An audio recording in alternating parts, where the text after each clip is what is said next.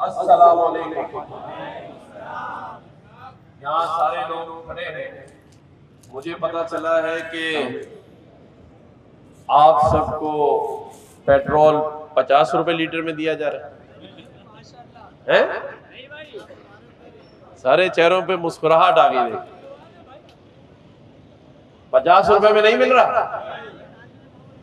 अच्छा, बिजली तो सबके यहाँ आ रही है अल्हम्दुलिल्लाह, और इतनी सस्ती आ रही है कि सब एक दूसरे के बिल भर रहे हैं।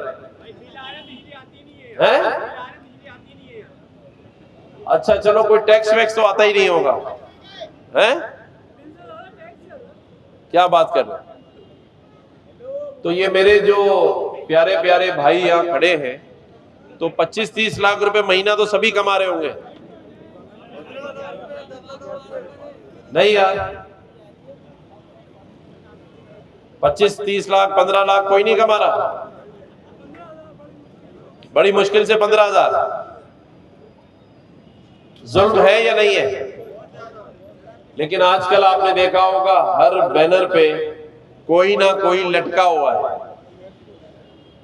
ऐसा है या नहीं? और वो सभी आके कह रहे हैं कि एक बार और मौका दो ताकि हम और माल बना लें आपकी मदद से, हैं? और इस बार आपने ऐसे लोगों को मौका दिया तो ये सही कहा इसने कि फिर 15,000 के बजाय आपको 7,000 रुपए महीना। लेकिन इस चीज से निजात भी हासिल करनी है या सारी जिंदगी गुलामी करनी है? देखो, या तो गुलामी की जिंदगी गुजार लें, और हमारे बुजुर्गों ने भी हमारे साथ बड़ी ज्यादती की है। उन्होंने हमेशा खामोश रहने की, दरगुजर करने की तलकीन की, जिसकी वजह से ऐसे लोगों को मौका मिला जिन्होंने आपके वसाइल को लूटा। क्या किया है? ये आपका शहर कराची जो मईशत का शहर था, अब मुजरिमों का शहर बन गया। किसी का मोबाइल महफूज नहीं, किसी की मोटरसाइकिल महफूज नहीं। मैंने गवर्नर हाउस के बाहर एक बेल लगाई है, हजारों एप्लीकेशनें वहां आई और उसमें यह लिखा था कि हम अपनी मोटरसाइकिल से महरूम हो गए। जब मैंने देखा कि इनकी कोई सुनवाई थानों में नहीं हो रही, तो हमने गवर्नर हाउस से यह बयान जारी किया कि जिसकी भी मोटरसाइकिल चोरी हुई है वो अपनी FIR की कॉपी ले आए।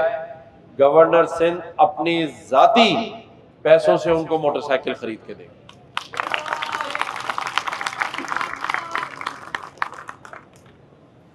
जाती पैसों से, कोई गवर्नमेंट का पैसा नहीं है। उसके बाद हमने ये देखा कि कब तक लोग रोडों पर बैठ के सैलानी और जेडीसी में खाना खाते रहेंगे। हमने गवर्नर हाउस में आईटी के टेस्ट मुनक्किद किए। 5.5 लाख बच्चों ने टेस्ट दिया।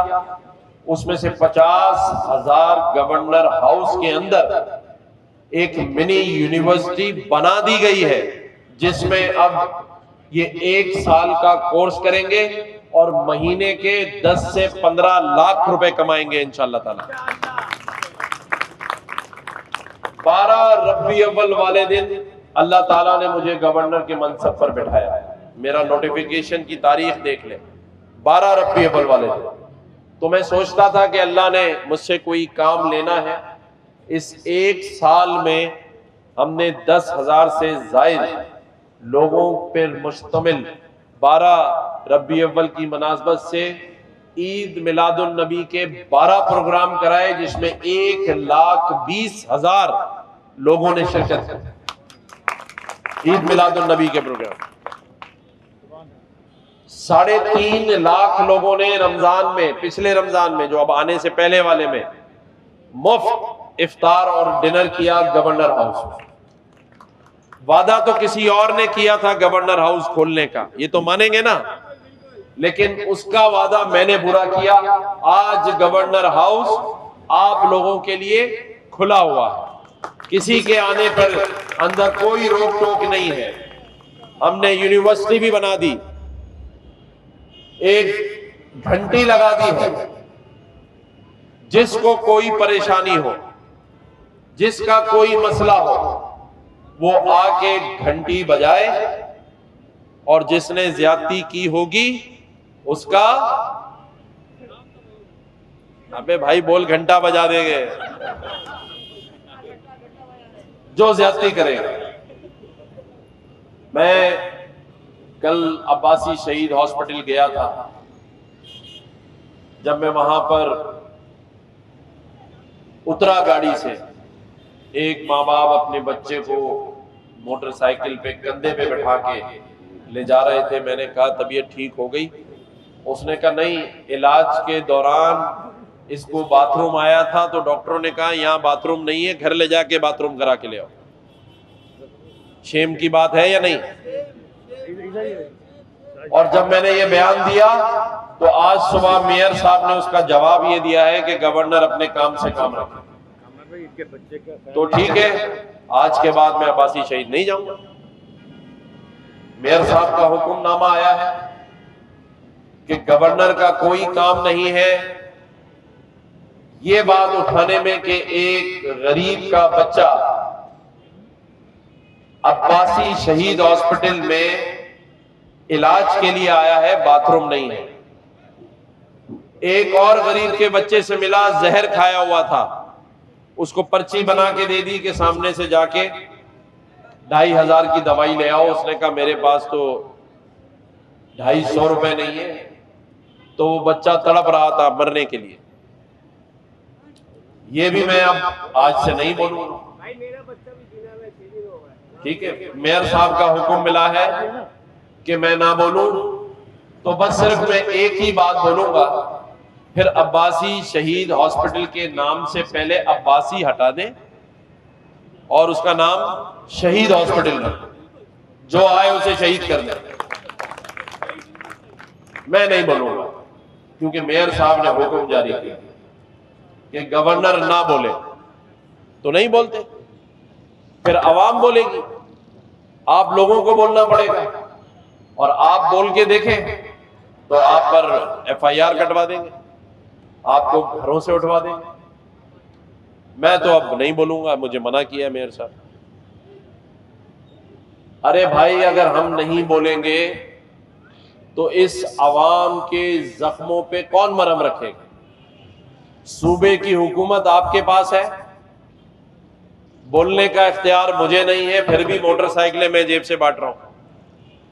3.5 लाख खानदानों में राशन के बॉक्सेस गवर्नर हाउस बांट रहा है, IT के कोर्स गवर्नर करा रहा है, लैपटॉप गवर्नर बांट रहा है,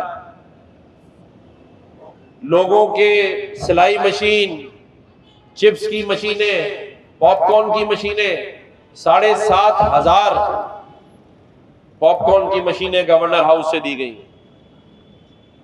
तकरीबन अगर आप मेरे ऑफिस में गवर्नर हाउस से आके पर्चा निकालें तो कोई 350 के करीब मोटरसाइकिलें, ये क्राउन मोटरसाइकिलों वालों ने हमें दी, जो हमने लोगों में बांटी। 5,500 सर्दियों में पिछले साल हमने कंबल बांटे। हर वो काम 100 लोगों से जायद। उजैर हुसैनी हमारा दोस्त है, जिसने उम्रे के टिकट दिए। अभी तकरीबन 30 लोगों को हम हज पे भिजवा रहे हैं, ठीक है। और हजारों गिफ्ट हैम्पर। और जो गवर्नर हाउस में आता है ना उसका मोबाइल बाहर रखवाते हैं, ना उसे गेट पे रोकते हैं। कोई कॉलेज, कोई स्कूल का बच्चा ऐसा नहीं है जिसे हमने गवर्नर हाउस में बुला के अपने साथ खाना ना खिलाया हो। उस गवर्नर को, जो अवामी गवर्नर है, जिसे आपने अवामी गवर्नर का लक़ब दिया, उसे मेयर साहब फरमा रहे हैं कि आप अपने काम से काम रखें। भाई ये मेरा शहर है, मैं इसका बेटा हूं और मुझे फख्र है कि मैं कराची का रहने वाला हूं। मुझे फख्र है कि मैं महाजिर हूं, लेकिन सब कौमियत से ताल्लुक रखने वालों का गवर्नर। मेरे लिए सिंधी, पंजाबी, पठान, हजारेवाल, गिलगिती, बिल्दिती सब मेरे भाई हैं। लेकिन मुझे कहा है आप मत बोले। आज ही कहा है सुबह। सलीम भाई कहाँ हैं, हमारे डायरेक्टर इंफॉर्मेशन, यहीं पर है। उन्होंने कहा गवर्नर साहब आप मत बोलिएगा, मेयर साहब नाराज होंगे। तो मैं इस शहर में मैंने रहना है, मैं कैसे मेयर साहब की से पंगा ले सकता हूँ? आखिर तो मेयर है? गवर्नर को तो वो कह रहे हैं आपने बोलना ही नहीं। तो क्या ख्याल है, मैं चुप हो जाऊं? नहीं, आप लोगों पे फैसला छोड़ा है। देख लो, फिर ऐसा ना हो कि मेयर साहब पीछे पड़ जाए और आप पीछे से हट जाओ। अगर साथ खड़े होंगे तो फिर बोलूंगा।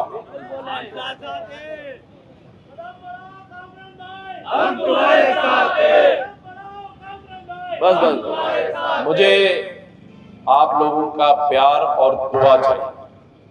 मेरे जो बुजुर्ग खड़े हैं, मुझे उनकी दुआ चाहिए।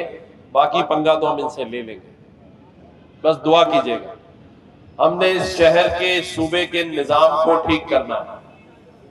अब अगर मैं बताने पर आ जाऊंगा तो फिर ये शर्म से शर्मसार हो जाएंगे। 2275 अरब रुपया हर साल इस सूबे को NFC अवार्ड से मिलता है। 3,500 अरब रुपया ये आपसे डायरेक्ट टैक्सों की मद में लेते हैं। 7,500 अरब का हिसाब मांग लें कहां लगा है। जिन हॉस्पिटल्स में दवाइयां नहीं है, जिन हॉस्पिटल्स में बाथरूम बंद है, एक्सरे मशीनें नहीं है, उन्हें ये हर साल 95 अरब देते हैं। कितने? 95 अरब में ये इलाज हो रहा है। फिर कहते हैं कि मैं बोल रहा हूं, मेरी जबान बंद कर रहे हैं। मुझे धमकियां आ रही हैं कि आपको गवर्नरशिप से हटा देंगे। तो भाई मैं तो गवर्नर होकर आपकी आवाज उठा रहा हूं।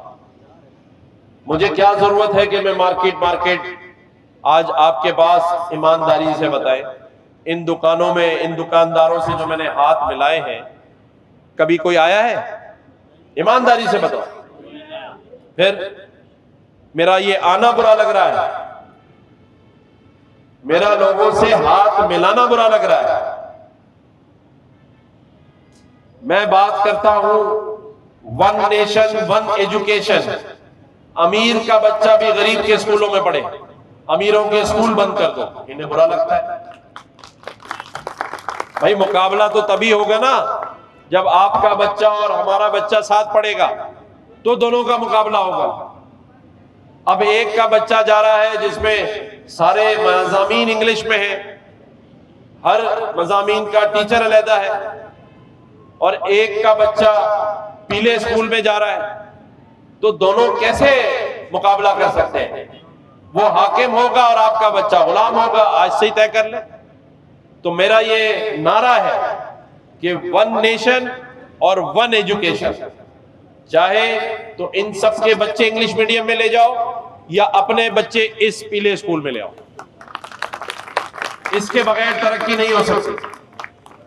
बाकी तो सिर्फ बातें हैं, नारे हैं, जज्बाती तकारीर है। एक हमारे सूबे के बड़े लीडर, आपने सुना होगा, कह रहे हैं मौका एक बार और दो, किस्मत बदल देंगे। मैं कहता हूं भाई पहले ढक्कन तो बदल दो, किस्मत नहीं बदलवानी।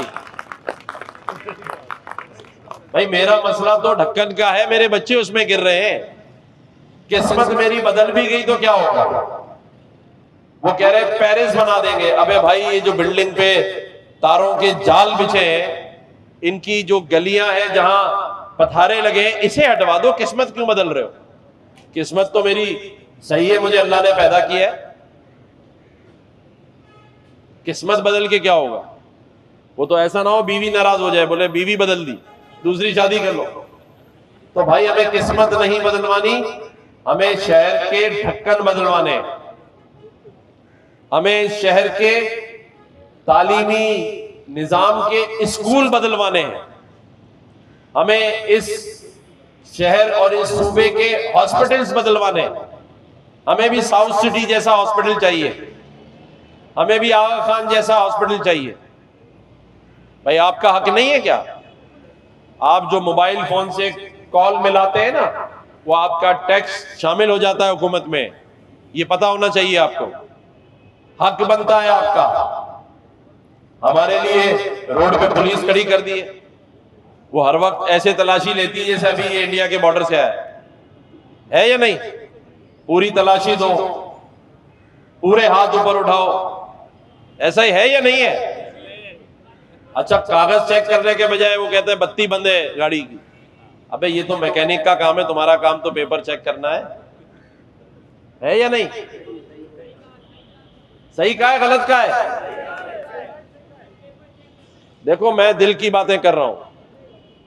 अगर एक होंगे, ताकत होगी तो इक्तदार में हिस्सा मिलेगा।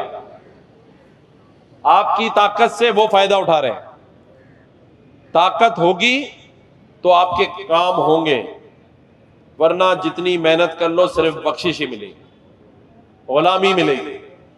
अब फैसला आपने करना है, बख्शिश चाहिए, गुलामी चाहिए या ताकतवर ऐसी कौम जो एक आवाज लगाए तो हुक्मरान दहलीज पे खड़ा हो। नहीं मुझे नारे नहीं लगा। अरे भाई चुप हो जाओ, मुझे शक पड़ रहा है वो दूसरी पार्टी ने भेजा है तुम्हें। अबे भाई देखो, मना करने के बाद भी जो नारे लगाए समझो सामने वाली पार्टी ने भेजा है। मोहब्बत है? चलो आई लव यू। भाई मोहब्बत का जवाब तो आई लव यू कह सकते हैं। बात सिर्फ इतनी सी है कि 76-77 साल हो गए, कुछ मिला? 77 है? अबे तुम क्या 2 साल बाद आए थे? 77वीं सालगिरह मना रहे, कह रहे 75 है? अच्छा तो चलो एक शेर सुना देता हूं, हो जाए शेर। 76-77 साल गुजरने के बाद शायर कहता है, एक उम्र से फरेबे सफर खा रहा हूं मैं, एक उम्र से फरेबे सफर खा रहा हूं मैं, मालूम ही नहीं कि किधर जा रहा हूं। दोबारा पढ़े। एक उम्र से फरेबे सफर खा रहा हूं मैं, यानी 77 साल से एक उम्र से फरेबे सफर खा रहा हूं मैं, मालूम ही नहीं कि किधर जा रहा हूं। कोई तो बताए कि कहां जाना है, हमें भी तो वो रास्ता बताओ जहां 1 साल में ही बंगला, गाड़ी और बैंक बैलेंस आता है। वो छुपाया हुआ है? हमें तो सिर्फ कहते हैं आओ झंडे लगाओ, कुर्सियां बिछाओ और हमारे लिए तालियां बजाओ। वो भी बेचारा कोई 3 टाइम का खाना नहीं खाए, हल्की बजाए तो कहते जोर जोर से बजाओ। अबे खाली पेट है, कहां से बजाएगा? झंडे लगाओ। क्या ख्याल है, इन सबको एक ही बार डंडे ना लगाएं झंडे के बजाय?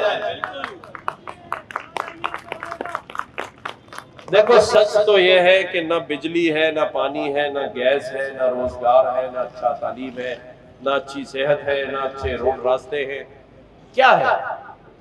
बस जिंदगी गुजर रही है। लेकिन ये सही हो सकती है अगर हम एक हो जाएं, एक कौम बने।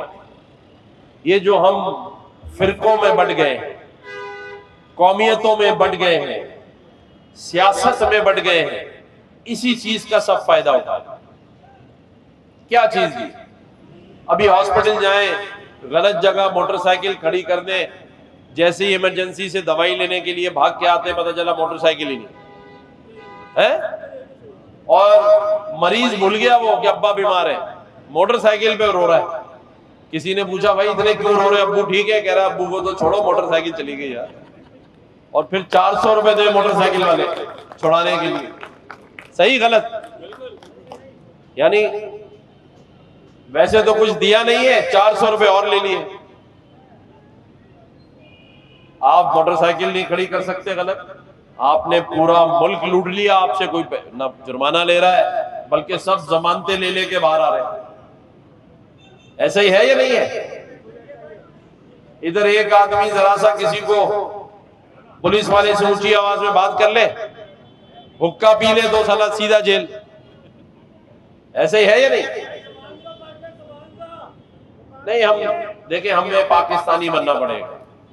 अगर आप पाकिस्तानी बन जाए, किसी के माई के लाल में दम नहीं है जो आपको हाथ लगे। मैंने पहले ही कह दिया, बेटा खड़े रहने दे यार, ये भी वहीं से आए हुए, समझ गए आप, उन्हीं पार्टी के। ये जो आपके और हमारे दरमियान ये बीच में खड़े हैं, इसी वजह से सारी दूरी है। ये एक सही है बेचारा हाथ बांध के खड़ा। तो मेरे भाइयों, अगर तरक्की करनी है, अपने हिस्से का शेयर चाहिए, अपने वसाइल जो आपके लिए, तो फिर आंखें खोलना पड़ेंगी, वरना तो फिर दूसरी दुनिया चांद पर जा रही है। मैंने कहा यार चांद पे मत जाओ, कराची आ गया, एक ही जैसा मजा है, क्योंकि वहां भी बिजली पानी गैस नहीं है और यहां भी नहीं है, तो चांद पे जाने का क्या फायदा? हम तो लोग जाना चाह रहे हैं और हम रह रहे हैं। सही या गलत? भाई लोड शेडिंग तो कोई चीज ही नहीं है, यहां रोजगार नहीं है। 15,000 रुपए मेरा नौजवान कमा रहा है, और ये साहिब सरवत और साहिब इख्तियार एक रेस्टोरेंट में जाते हैं तो 80,000 का बिल पे करें एक दिन का। आंखें खोलनी है, और इस बार मेरा ये कहना है आपसे कि लिसानियत मजहब के नाम पे वोट ना दें। उस शख्स को वोट दें जो आपके बच्चों के लिए अच्छा स्कूल, अच्छा हॉस्पिटल और रोजगार के अच्छे मौके फराहम करने का वादा करे और उससे गारंटी ले, वरना 5 साल तक ये आप दोबारा हाथ में नहीं आएंगे।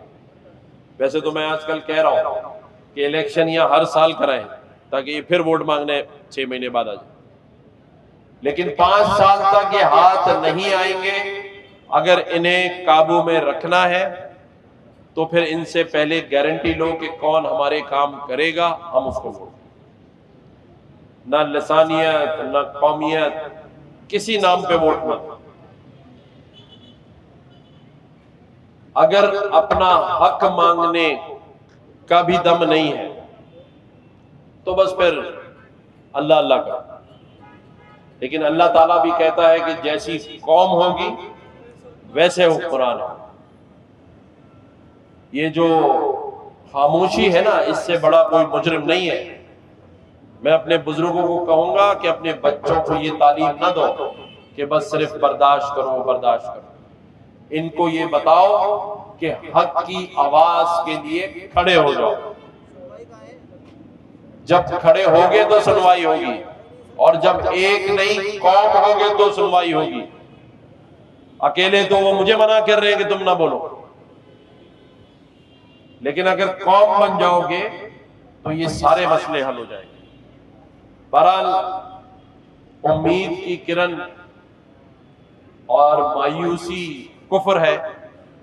उम्मीद और अल्लाह से ये दुआ करते हैं कि अल्लाह ताला हमें ऐसे हुक्मरान अता करे जो हमारे लिए दर्द रखते हों, हमारे लिए काम करना चाहते हैं। आमीन आमीन। और ये खूबसूरत लोगों का शहर कराची वाले जो पूरी पाकिस्तान की मईशत में अपना हिस्सा डालते हैं, मेरा ये मानना है कि आज ये भी गरीब हो चुके हैं। पहले लोग गांव गोठों में जाके गरीब लोग घूमते थे। मैं कह रहा हूं कहीं जाने की नहीं है जरूरत। इसी शहर में आपने इन 77 सालों में सबको गरीब कर दिया। मिडिल क्लास खत्म हो गया, सफेद पोश लोग खत्म हो गए, लेकिन हमारी बेशर्मी खत्म नहीं हुई, हमारी वो हवस खत्म नहीं हुई। और लाओ के चक्कर में आपके हकूक और आपका पैसा गजब कर रहे हैं। अल्लाह ताला तो इसका एहसास जरूर करेगा, लेकिन दुनिया में हमने अब नहीं होने देना। मैं एज गवर्नर, जैसा मैं कहता हूं कि 12 रबी अव्वल को अल्लाह ताला ने मुझे इस मनसब पर बिठाया है, मैं आपके साथ खड़ा हूं। मेरे गवर्नर हाउस के दरवाजे आपके लिए खुले हैं। कोई एक शख्स ये कह दे कि मैं आया था और उसे गवर्नर हाउस अंदर नहीं आने दिया, मैं उसके साथ खड़ा हूं। और हम मिलजुल कर एक दूसरे का मसीहा बनेंगे, क्योंकि कोई मसीहा नहीं आएगा आपकी जिंदगी बदलने के लिए। हमें एक दूसरे का मसीहा बनना है। हमें अब उन 40 सालों से जो नारे हैं ना कानों में गूंज गए, एक और मौका, एक और मौका, अब वो मौका बंद करना पड़ेगा। और जिस दिन ये मौका बंद कर दोगे, उस शख्स को चुनोगे जो तुम्हारे साथ खड़ा होगा, उसी दिन से हालात बदलना शुरू हो जाएंगे। ये काफिला है जो मेरी नजर में खड़ा है, इस पर भी किसी शायर ने खूब कहा कि जब अपना काफिला अज़्म यकीन से निकले, जब अपना काफिला अज़्म यकीन से निकलेगा, जहां से चाहेंगे रास्ता वहीं से निकलेगा। लेकिन उसके लिए काफिला बनाना है। और ये भी किसी शायर ने कहा, इस शहर में सब आ जाते हैं वोट मांगने, लेकिन मेरा ये मानना है कि ना हम सफर ना हम नशी से निकलेगा, ना हम सफर ना हम नशी से निकलेगा, हमारे पांव का कांटा हम ही से निकलेगा। अल्लाह ताला पाकिस्तान का हामी और नासिर हो। एक दफा बड़े जोर से कहें, बड़े प्यारे प्यारे लोग खड़े हैं, पाकिस्तान जिंदाबाद।